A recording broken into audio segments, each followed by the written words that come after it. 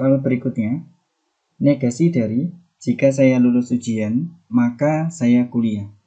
Di sini ada kata negasi, jadi negasi dari suatu pernyataan ini. Nah, di sini kalau ada kata jika, kemudian maka, ini merupakan ciri dari implikasi. Cirinya adalah menggunakan kata jika dan maka. Jadi kalau misalnya saya lulus ujian ini, kita misalkan dengan P, saya kuliah, ini kita misalkan dengan V, maka kalau ditulis implikasinya menjadi P maka V. Nah, seperti ini. Karena di sini ada negasi, berarti kalau ditulis lengkap menjadi negasi P maka V. Jadi negasi dari suatu implikasi ini ekuivalen dengan P konjungsi negasi V. Nah, kata konjungsi di sini itu bisa diartikan dan, kemudian tetapi, sehingga kita bisa menarik kesimpulannya seperti ini. P-nya tadi adalah saya lulus ujian, simbol seperti ini bisa dibaca dan, bisa juga dibaca tetapi. Kemudian kalau di sini ada negasi hi, berarti lawannya hi. Kalau hi-nya itu saya kuliah, maka negasi hi-nya itu saya tidak kuliah. Nah, jadi kesimpulannya ini, saya lulus ujian dan saya tidak kuliah. Kita cari jawabannya, saya lulus ujian tetapi saya tidak kuliah. Nah, berarti yang tepat adalah yang C. Saya lulus ujian tetapi saya tidak kuliah. Nah, di sini selain pakai dan juga bisa pakai tetapi.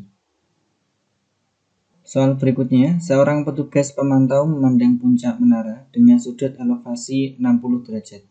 Jika tinggi menara yang sebenarnya adalah 120 meter, maka jarak antara petugas dan menara adalah. Jadi di sini ada seorang petugas, saya misalkan dengan sebuah titik, di sini ada menara. Misalnya seperti ini. Kemudian orang ini melihat ke puncak. Nah, dia melihat ke atas sampai puncak ini dengan sudut 60 derajat. Berarti sudah dibentuk, kita ambil garis lurus ya.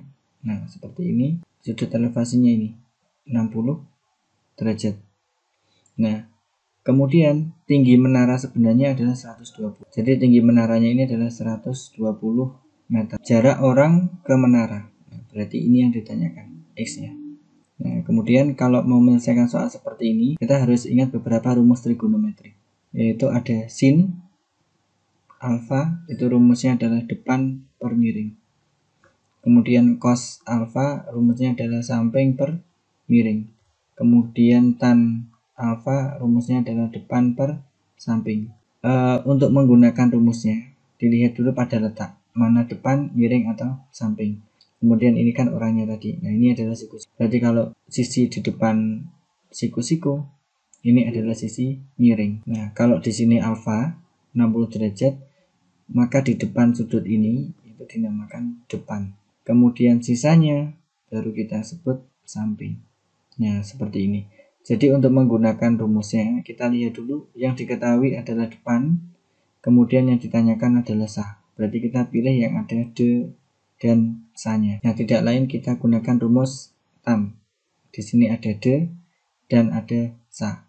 Sehingga kita tuliskan terlebih dahulu rumus tan alfa sama dengan depan per samping. Ya, alfanya di sini adalah 60 derajat, berarti tan 60 derajat sama dengan depannya itu 120 per sampingnya kita misalkan dengan X yang akan kita cari. Tan 60 derajat itu adalah akar 3 sama dengan ini tetap 120 per X. Nah, berarti X-nya sama dengan 120 per akar 3. Nah, tukar posisi. Kemudian X-nya di sini, karena yang bagian bawah itu kan akar 3, perlu dikalikan sekawan. Nah, sekawannya adalah akar 3 per akar 3. Jadi ini 120 akar 3 per akar 3 kali akar 3 ya 3. Nah, ini bisa dicoret. Jadinya 40 akar 3. Nah, jadi jawaban yang tepat adalah yang A. Soal berikutnya, penampang kuda-kuda atap sebuah rumah tampak pada gambar berikut. Nah, di sini yang ditanyakan adalah PQ. Berarti panjangnya garis ini. Kita misalkan dengan X. Nah, di sini ada dua buah segitiga. Misalnya segitiga yang sebelah kanan saya berikan Romawi 1, ini Romawi. Nah, untuk segitiga yang sebelah kanan, kita nanti akan menggunakan sifatnya. Ini adalah R, kemudian ini P, misalkan ini O. Nah, siku-sikunya di sini, kemudian sudutnya 30 derajat ada di sudut R. Nah, kemudian kita cari salah satu sisinya terlebih dahulu. Misalnya kita akan mencari panjang PO. Nah, kenapa PO? Karena PO ini juga dimiliki oleh segitiga Romawi 2. Nah, jadi kita cukup mencari PO saja untuk menghubungkan dengan segitiga yang sebelah kiri. Kemudian panjang PR-nya adalah 8 akar 3. Nah, kemudian langkah selanjutnya kita lihat pada segitiga yang kedua. Di sini yang ditanyakan adalah PQ. Kita nggak bisa menyelesaikan kalau tidak ada satu garis lagi yang diketahui. Untuk mencari satu garis yang diketahui, berarti kita perlu mencari PO. Nah, karena PO ini juga dimiliki oleh segitiga yang pertama ini. Nah, jadi di sini kita akan mencari PO. Kemudian untuk mencari PO kita perlu menamakan depan miring atau samping. Ya, seperti di sini untuk mencari PO kita butuh bagian depan miring atau samping. Kalau sudutnya di sini 30 derajat berarti ini disebut depan. Nah, kemudian kalau ini siku-siku maka ini disebut miring. Nah, kemudian sisanya baru samping. Nah, di sini kalau misalnya mi wajib digunakan karena diketahui, kemudian D yang akan kita cari juga wajib digunakan. Sehingga trigono yang ada mi dan D itu adalah miliknya sin. Ya. Jadi sin alfa sama dengan demi, depan per miring. Nah, sin alfanya di sini adalah 30 derajat sama dengan depannya tetap ya, karena mau kita cari per miringnya adalah 8 akar 3. Nah, kemudian sin 30 itu nilainya adalah setengah sama dengan depan per 8 akar 3. Ini dikalikan silang, ini juga sama. Nah, sehingga ini 1 kali 8 akar 3, berarti 8 akar 3 sama dengan 2 kali D. Berarti D-nya sama dengan 8 akar 3 per 2. Ini bisa dicoret. Berarti tinggal 4 akar 3 sama dengan D. Nah, D-nya ketemu 4 akar 3. Langkah berikutnya kita gambar segitiga sebelah kiri. Ini sudutnya adalah 45 derajat. Ini namanya V, O, dan P. Kemudian kita lihat PO tadi sudah ketemu ya, yaitu panjangnya 4 akar 3. Kemudian ini wajib dipakai karena ini yang ditanyakan. Berarti kita namakan dulu depan miring sampingnya. Kalau sudutnya di sini berarti ini disebut depan. Kalau ini siku-siku berarti ini disebut miring, sisanya baru samping. Nah, D wajib dipakai dan mi juga wajib. Berarti yang ada D sama mi itu rumus sin, depan per miring. Nah, berarti sin ini 45 derajat sama dengan depannya ini adalah 4 akar 3 per miring. Nah, miring ini kan ditanyakan ya. Nah, berarti tetap miring aja. Kemudian sin 45 itu adalah setengah akar 2 sama dengan 4 akar 3 per mi. Nah, setengah akar 2 bisa saya sederhanakan menjadi akar 2 per 2. Nah, jadi akar 2 kalikan 1 kan akar 2. Pernya tetap 2. Sama dengan 4 akar 3 per mi. Nah, kemudian ini dikalikan silang, ini juga. Jadi akar 2 dikali mi sama dengan 2 kali 4 akar 3. Berarti akar 2 dikali mi sama dengan 8 akar 3. Selanjutnya kalau mau mencari mi sama dengan 8 akar 3 per akar 2.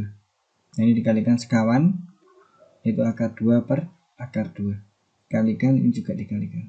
Nah, sehingga jadinya adalah 8 akar 6 per 2. Dicoret, ini 4.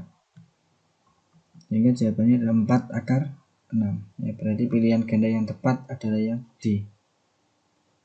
Nomor 22.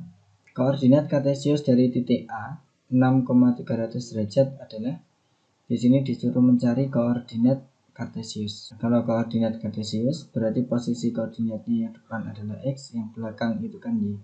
Kalau yang ini dinamakan koordinat kutub, sehingga posisi yang depan ini R, kemudian yang belakang ini adalah theta atau alfa. Jadi R-nya 6, theta atau alfanya. Nah, kemudian posisi yang depan ini disebut R, kemudian yang belakang ini disebut theta. Jadi R-nya 6, theta, sudutnya yaitu 300 derajat. Nah, untuk mencari posisi X, berarti kita gunakan perbandingan trigonometri sin alfa atau sin theta. Sin theta sama dengan Y per R. Kalau cos theta sama dengan X per R. Berarti kalau mau mencari Y, maka tinggal memindah R ke ruas kiri. Kemudian untuk mencari X juga sama, memindah R ke ruas kiri. Sehingga ini Y sama dengan, ini R-nya pindah ke sana, jadinya R dikali sin theta. Nah, kalau yang ini juga sama ya. Y sama dengan R-nya di sini adalah 6 dikali sin 300 derajat. 6 dikali sin 300 itu kalau di tabel trigonometri sudut istimewa, yang nilainya di sini adalah negatif setengah akar 3. Nah, seperti ini. Kemudian 6 bisa dicoret dengan setengah, jadinya min 3 akar 3. Ini adalah Y. Kemudian untuk mencari X sama dengan R-nya ini pindah ke ruas kiri ya. Jadinya R dikali cos theta. Nah, R-nya di sini adalah 6 dikali cos sudutnya adalah 300 derajat. Nah, cos 300 di tabel trigonometri sudut istimewa itu nilainya adalah 1/2. Ini 6 sama dengan X. Nah, 6 dikali setengah berarti 3, ini tetap X. Nah, sehingga koordinat kartesiusnya itu kan berbentuk X, Y. Nah, X-nya di sini ketemunya 3, Y-nya adalah min 3 akar 3. Jadi jawaban yang tepat adalah yang E.